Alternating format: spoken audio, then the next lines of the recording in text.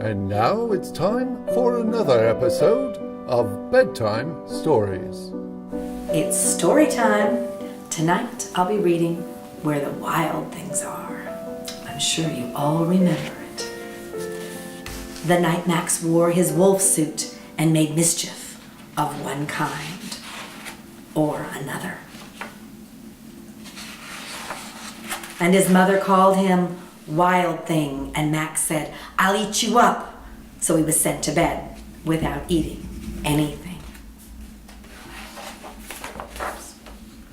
That very night, in Max's room, a forest grew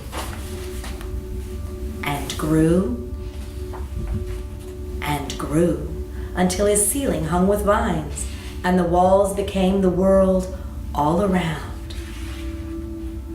And an ocean tumbled by with a private boat for Max, and he sailed off through the night and day and in and out of weeks and almost over a year to where the wild things are. And when he came to the place where the wild things are, they roared their terrible roar and gnashed their terrible teeth and rolled their terrible eyes and showed their terrible claws. Till Max said, "Be still," and tamed them with a magic trick of staring into their yellow eyes without blinking once. And they were frightened and called him the most wild thing of all and made him king of all the wild things. And now, cried Max, let the wild rumpus start.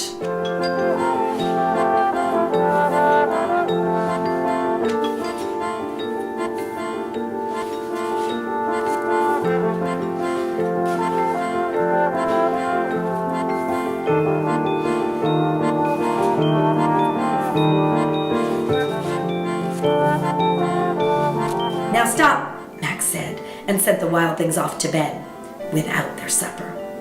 And Max, the king of all the wild things, was lonely and wanted to be where someone loved him best of all. Then all around, from far away, across the world, he smelled good things to eat. So he gave up being the king of the wild things. But the wild things cried, "Oh, please don't go. We'll eat you up. We love you so." And Max said, "No."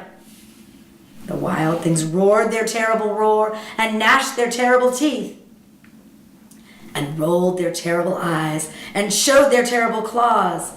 But Max stepped into his private boat and waved goodbye and sailed back over the year and in and out of weeks and through a day and into the night of his very own room, where he found his supper waiting for him.